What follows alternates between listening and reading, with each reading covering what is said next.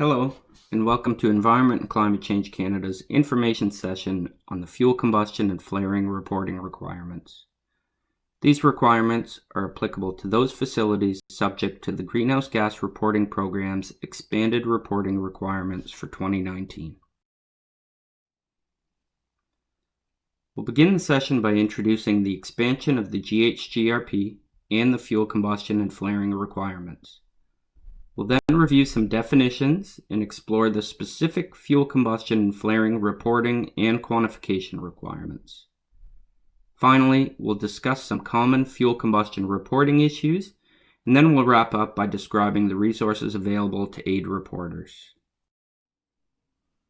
Here's a quick summary of the Greenhouse Gas Reporting Program and its recent expansion. The GHGRP administers the annual mandatory reporting of greenhouse gas emissions by facilities under the authority of Section 46 of the Canadian Environmental Protection Act. In 2017, Phase 1 of the GHGRP expansion was implemented. This phase included the following changes. First, the reporting threshold was lowered from 50 kilotons to 10 kilotons in carbon dioxide equivalent units. Second, the lime, cement, aluminum, iron and steel, and carbon capture, transport, and storage sectors were required to quantify their emissions using prescribed methods and report additional data that is associated with those calculations. In 2018, we implemented Phase 2 of the expansion. Similarly, there are additional requirements by sector. Specifically, this includes ammonia, base metal, electricity heat, ethanol, hydrogen, mining, nitric acid, petroleum refining, and pulp and paper sectors. For 2019, while some small adjustments have been made, this year continues the same requirements from the first two phases of the expansion. Fuel combustion and flaring reporting requirements are unique in that they do not represent a specific sector. Rather, these requirements apply to all facilities and sectors that are subject to the expanded reporting requirements. Fuel combustion includes stationary fuel combustion, on-site transportation, and flaring. Reporting requirements are included in Schedule 7 of the 2019 GHGRP notice, and the prescribed quantification methods are included in Section 2 of Canada's greenhouse gas quantification requirement. Before we move on, we'd just like to go over a few important items related to fuel combustion reporting. First, I should just reiterate that all facilities subject to expanded reporting requirements must report the information requested under Schedule 7 of the GHGRP notice, which includes a breakdown of fuel combustion emissions by fuel and by source. All fuels must be reported.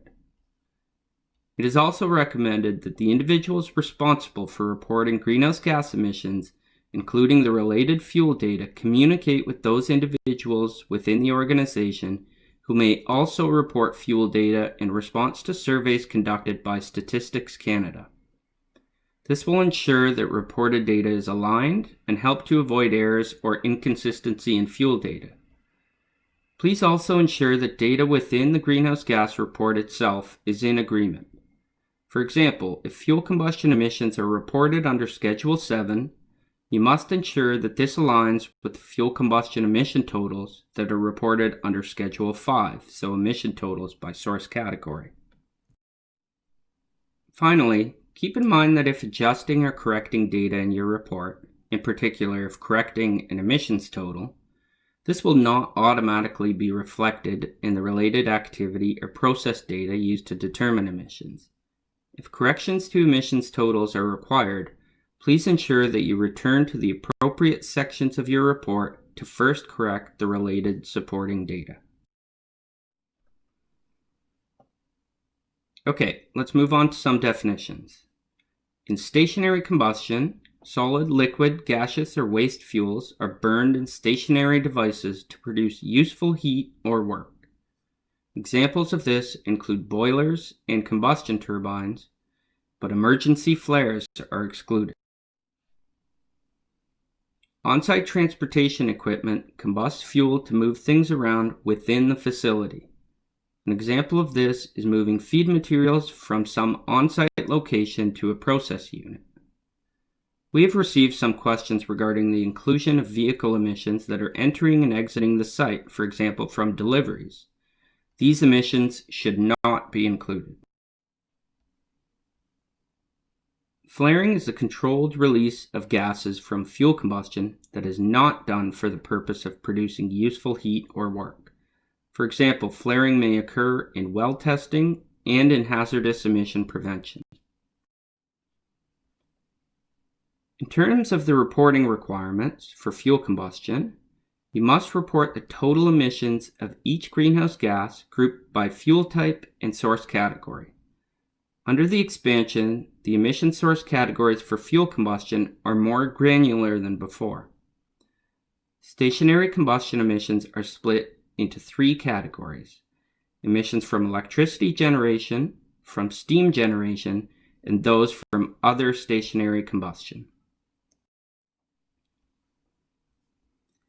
You must also report the associated process or activity data that were used to quantify the emissions. Depending on the method and fuel, this may include fuel quantities, with gases reported in cubic meters, liquids reported in kiloliters, and solids reported in tons. It is also allowable to report some fuels in megajoules. Depending on the methods used, you must also report certain fuel properties, such as higher heating values, carbon content, any emission factors used, and temperature, pressure, and moisture content depending on the type of fuel. Reporting also includes additional data elements, such as oxidation factors, and in some cases supporting documentation is required. There's also specific data to report for electricity generation and steam generation. You may note a requirement in the notice and the reporting system to report electricity data at the unit level. This is a requirement for fossil fuel electric power generation utilities only, those reporting under NAICS 221112. Others do not need to separate this data by unit. In the reporting system, you may report all of this data under one unit. In terms of quantification, there are 3 methods for stationary fuel combustion and on-site transportation. Method 1 is for non-variable fuels and listed biomass fuels. Method 2 is for variable fuels. Method 3 is for combustion units where carbon dioxide emissions are monitored by continuous emission monitoring systems, or CEMS. When it's applicable, a higher method can always be used instead of a lower method. For fuel mixtures, you'll have to determine the portion of each type of fuel to determine emissions for each. However, in the case of internally generated and consumed fuels, you may treat this as a single fuel type. Method 1 is the lowest available method for non-variable fuels and listed biomass fuels. It relates greenhouse gas emissions to the quantity of fuel that is consumed using default emission factors. The non-variable fuels are ethane, propane, butane, gasoline, and diesel. The listed biomass fuels are ethanol, biodiesel, wood and wood waste, and spent liquor. For each of these fuels, default emission factors are provided in Canada's greenhouse gas quantification requirements. If the emission factors used are given in energy units of fuel, then the fuel quantity has to be converted to energy units using the high heat value. Otherwise, they are used directly without conversion to energy. For non-variable fuels burned in on-site transportation, if the quantity of consumed fuel or its high heat value are unknown, Method 1 has an alternative equation which estimates fuel consumption using the measured hours of operation and load factor and the design-rated horsepower and brake-specific fuel consumption rate. From the estimated fuel consumption, emissions of greenhouse gas are calculated using the default physical unit emission factor for the fuel. Method 2 is meant for variable fuels, but can be used for any fuels. It quantifies emissions using the quantity of consumed fuel and certain measured properties of the fuel, which depend on the greenhouse gas being quantified. Carbon dioxide emissions are calculated using the measured carbon content of the fuel. Methane and nitrous oxide emissions are calculated using default or measured emission factors for the fuel. Alternatively, for carbon dioxide emissions from natural gas, when the carbon content is not obtainable, there is an optional method that uses the measured high heat value of the natural gas. Variable fuels are those fuels for which default CO2 emission factors are not provided in Canada's greenhouse gas quantification requirements.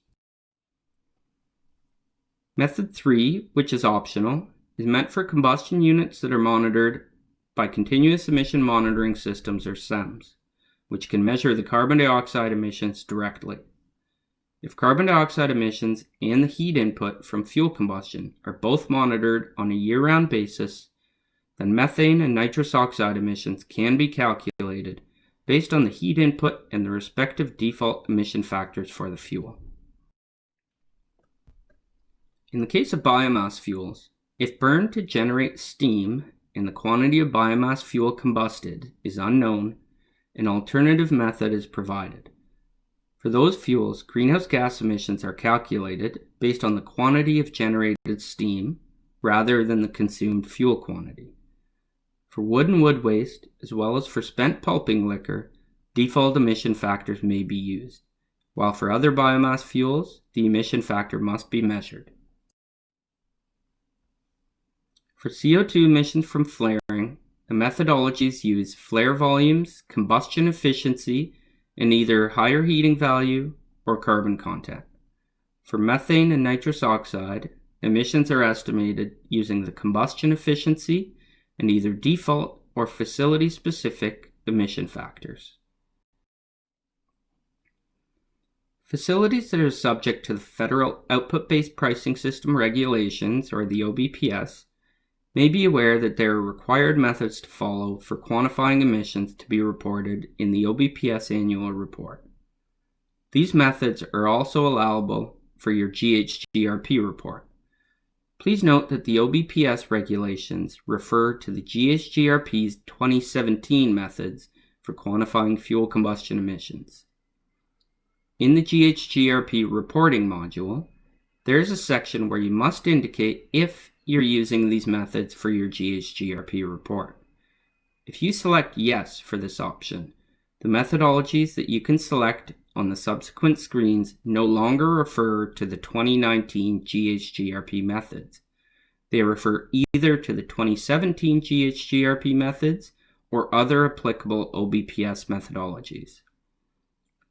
Note that it is not mandatory to use the OBPS required quantification methodologies for reporting to the GHGRP. It is an option for those facilities subject to the OBPS regulations. Further, in the OBPS reporting system, there's a function provided that will generate an OBPS to GHGRP printout based on the emissions you're reporting in the annual OBPS report. This is not intended for facilities that are subject to expanded GHGRP requirements. In the GHGRP report, after reporting the detailed information for each applicable activity, there is a function that automatically populates the total emissions categories based on the previous emissions information provided. Therefore, there is no need to use the printout. Now let's look at some common issues we've seen in reporting fuel combustion information thus far. As mentioned earlier, please ensure that if your facility is subject to expanded reporting requirements, you also report the fuel combustion information required under Schedule 7 of the 2019 GHGRP notice. Also, it's important to double-check fuel quantities and units reported. We have seen in many cases that for fuel quantities, especially for natural gas, as well as for emission factors and other inputs, the associated units are misreported. Please also ensure that all fuels combusted at the facility are reported. There is a de minimis clause included in Section 2 of the quantification requirements. If the criteria for this de minimis are not met, you must report the fuel use and associated information. Also note that when reporting fuels, the system provides a drop-down box with a list of fuels. If the fuel you're reporting is not listed, you should include this as a custom fuel. Please refer to the single window demonstration for fuel combustion in expanded reporting on how to do this. Finally, please ensure that emissions reported under Schedule 7, so the fuel combustion emissions by fuel type, are reflected and in agreement with emissions reported under Schedule 5, which are the emissions totals by source category, which includes fuel combustion. Again, please refer to the single window demonstration to see how you can ensure this is the case. To wrap up, this slide lists the resources available to help facilities in completing their GHGRP report. Our website listed here is the place to go, where you can find a link to the 2019 GHGRP notice, which describes the latest reporting requirements. You can also find the technical guidance document on reporting greenhouse gas emissions. This helps to explain the notice and specific technical requirements. You'll also find the greenhouse gas quantification requirements document, which is mandatory for those subject to the expansion. You'll also find a link to access the single window system and the following guidance on using this online system to submit your report. There's swim guidance, including video tutorials on accessing single window for the first time, connecting your profile to an organization, and managing organization information. We also provide enhanced step-by-step instructions on submitting a GHG report. There's also a page dedicated to more commonly asked questions and answers. And of course, you can contact the GHG Help Desk with any questions you may have. And new this year are a series of video tutorials available on YouTube to help explain the requirements, common reporting issues, and how to prepare your GHGRP report. Finally, here is how you can reach the GHGRP. Please do not hesitate to contact us if you have any questions, and also have a look at all the resources available to you. We encourage you to check out the additional recordings available, including information sessions on the general reporting requirements applicable to all facilities, an overall look at the expanded reporting requirements, as well as sessions for each sector and activity subject to expanded reporting requirements. Please also review any of the relevant single window demonstration videos. Thank you.